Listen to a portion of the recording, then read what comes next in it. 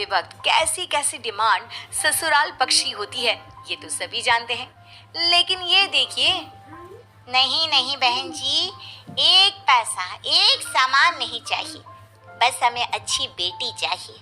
हमारे घर को संभाल ले ऐसी एक अच्छी बहू चाहिए। ईश्वर की दया से हमारे पास किसी भी चीज की कमी नहीं है। अरे ऐसा कैसे, हमारी भी तो एक ही बेटी है।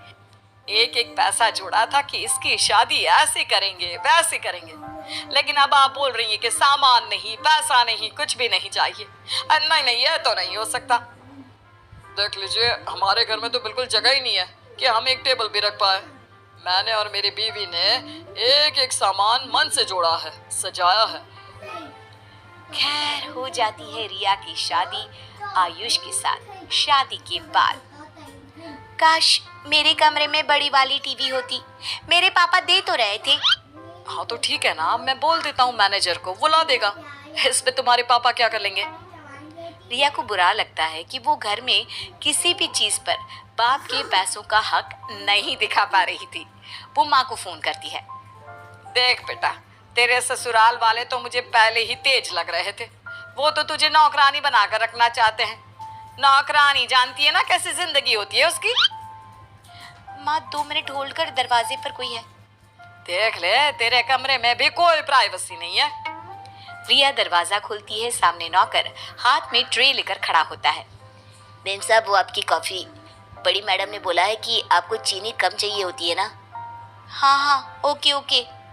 रिया कॉफी लेकर दरवाजा बंद कर देती है। समझ रही है ना मैं क्या कह रही हूँ?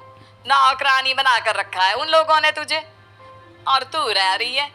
देख, एक काम कर, एक एक करके घर की सारी चीजें खराब कर, और जैसे ही खराब होगी मैं दे जाऊंगी तुझे सामान, ठीक है ना? बेटी सोचती है कि ज्यादा सोचना, माँ ने बोला तो झूठ थोड़ी ना होगा। फिर क्या, माँ की आज्ञा मिलते ही बेटी रिया लग जाती है काम पर। हाय रे, न जाने कैसे ये फ्रिज खराब हो गया। नो इश्यू मैम साहब, मैं इलेक्ट्रिशियन बुला लेता हूँ। पागल है क्या? मेरा बाप जानता है कौन है। नया ले लेते हैं, पुराना ठीक कराना हमारे खानदान में नहीं है। बस फिर क्या था, माँ के कहने पर रिया घर का एक एक सामान तोड़ती और माँ नया भर देती।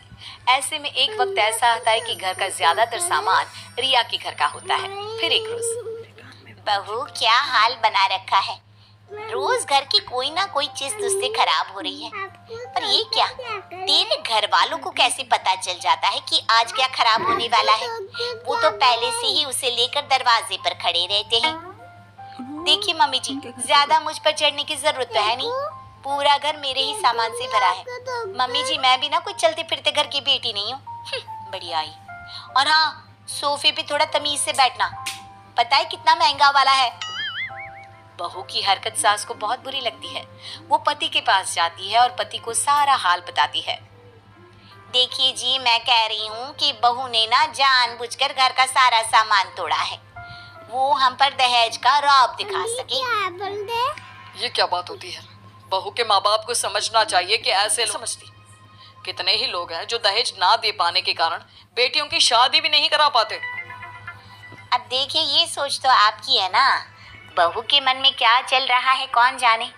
कल हमारी बेटी आ रही है, उसके सामने बहू ने ये सब किया तो वो कितना दुखी हो जाएगी। मैं बेटे से बात करता हूँ, वही बहू को समझाएगा। वो लोग बात कर ही रहे होते हैं कि बहू की जोर जोर से चिल्लाने की आवाज आती है। अरे ये क्या है, सोफे के ऊपर पैर के निशान। अरे सोफा बैठने के लिए होता है कि खड़े होकर नाचने के लिए? गले सड़े पुराने सोफे थे, वो तो भला हो मेरे पापा का, जो सफेद सफेद सोफे रखकर इस फटे पुराने घर को नया चमचमाता चेहरा दे दिया।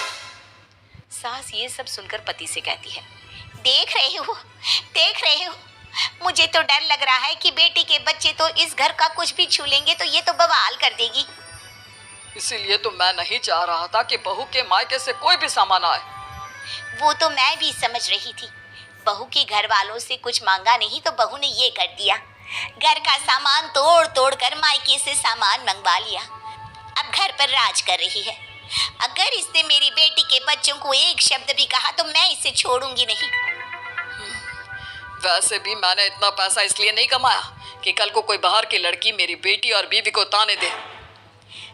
फिर मैं भी बेला को फोन करके थोड़ा सा घर के और बहू के माहौल का आइडिया दे देती हूँ। कल को कोई बात हो तो बेला समझ कर रहे। सास बेटी को फोन पर सारी बात बता देती है। अरे माँ तू चिंता ना कर, ऐसी कईयों को मैं लाइन में लगा चुकी हूँ। अगले रोज रिया की ननद घर आती है, प्यारे प्यारे 2 बच्चों को लेकर। रिया दरवाजा खोलती है। वो देखते हुए अंदर आना। हाँ बेला जो कि खुद एक बहुत ही संपन्न परिवार की बहू होती है। हाँ भाभी, क्यों, किसकी कार है? ड्राइवर भैया ने कार खरीद ली क्या? वैसे भी भाभी ये लोग ना ऐसी भी कार खरीद ले तो बड़ी बात है। बेला की बात सुनकर रिया का मुंह बन जाता है। नहीं नहीं, ये 8 लाख की कार मेरे पापा ने दी है इनको। क्यों क्यों दी है? पापा को तो ये लेन देन पसंद ही नहीं है। मेरी शादी में 40 लाख की कार दे रहे थे, लेकिन मेरे ससुर ने मना कर दिया। वैसे भी भैया के पास तो 1 करोड़ की कार है, फिर ये 8 लाख की कार लेकर क्यों जगह घेर रखी है? खैर अब सारी बातें यही होगी या अंदर भी आने दोगी भाभी? बेला चली जाती है अंदर, लेकिन अब जिस 8 लाख की कार में रिया फूली रहती थी वो पिचक्कर फुस हो जाती है। कैसी हो माँ? मैं तो अच्छी हूँ, कब से तेरी और बच्चों की राह देख रही थी। बेला भाभी को देखती है और फिर अब मैं पानी देती हूँ ठंडा और पौष्टिक। वो क्या है ना, मेरे पापा ने ऐसा आरओ दिया है जिसमें तांबा है, पानी में ना तांबे के गुण आते हैं। बहू पानी ले आती है। अरे मुन्नी क्या ढूंढ रही है? पानी पी लो, देखो कितने महंगे आरओ का पानी है, कहीं पिया नहीं होगा इसके पहले। महंगा आरओ पानी? भाभी पानी में से तो मरे हुए चूहे की बू आ रही है। ये बोलकर ननद पानी थूक देती है। वही तो, जब से इसके पापा ने ये थका सा आरओ लगाया है, तेरे पापा की भी ना तबीयत ठीक नहीं रहती। इससे पहले वाला आरओ तो मैं लंदन से लेकर आया था। और क्या पापा, मैं भी तो अमेरिका से लेकर आई थी। भाभी वो मुन्नी को फ्रिज का रिमोट दे दो, वो क्या है ना, खुद ही फ्रिज से जो अच्छा लगेगा वो खा लेगी। फ्रिज का रिमोट? लेकिन पापा ने तो डबल डोर वाला फ्रिज दिया है, उसमें कोई रिमोट नहीं है।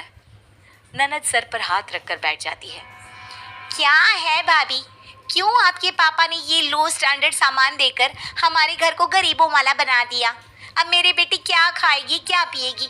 उसकी तो आदत है 2 करोड़ के फ्रिज से रिमोट से दरवाजा खोलकर खाने करोड़पतियों के घर करने की, जब सेम फैसिलिटी मेरे मायके में नहीं दे सकते। अब मैं चली। रिया डर जाती है, शाम को पति घर आएंगे और बहन क्यों चली गई ये पूछेंगे तो। बेला बेला रुको। हाँ बहू, मैं भी वही बोल रही थी, तेरे पापा की तो बड़ी फास्ट डिलीवरी है सामान पहुंचाने की। यहाँ सामान तुझसे टूटा नहीं कि वहां दरवाजे की घंटी बज जाती थी। तो तेरे पापा को जरा कह देना कि एक रिमोट वाला 2 करोड़ का फ्रिज भेज दे, और वो भी जल्दी। हाँ माँ वो कार भी बाहर देखी मैंने, उसमें तो मैं किसी हाल में ना बैठूं। 40 करोड़ वाली कार चाहिए। जरा जल्दी बोल बहू, बेला चली गई तो बड़ी बेइज्जती होगी। रिया जो कि अपनी माँ के कहने पर चलती थी, जल्दी से फोन लगाकर सारी कहानी बता देती है।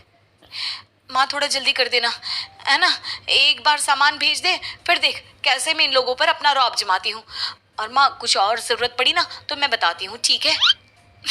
माँ के तो पसीने छूट जाते हैं, समझ ही नहीं पाती कि उसके साथ कौन खेल खेल गया। कहाँ तो बेटे को राजकुमारी बनाने के लिए ससुराल वालों को जबरदस्ती सामान दिया था, और कहाँ तो खुद भिखारी बनने वाले हालात हो रहे हैं। रिया की माँ अपने पति से सारी बात कहती है। वाह वाह रिया की माँ वाह, बेटी को नेक लोगों का ससुराल मिला तो तू वहाँ आग लगा रही है। अरे देवता लोग है वो, शहर में नाम है उनका। जो सामान तूने उन लोगों को भेजा वो उनके नौकर इस्तेमाल करते हैं। बेचारों ने रिया की कितनी बातें सही, लेकिन हम तक बात भी नहीं आने दी। अब तुम जानो और तुम्हारी बेटी जाने। तो देखा कैसे बसे बसाए घर में माएं बेटियों को बसने ही नहीं देती। भाई ससुराल तो एक समंदर जैसा है, बेटियों को वहां तैरना सिखाएं, ना कि खुद डूबना और ससुराल वालों को भी डुबाएं।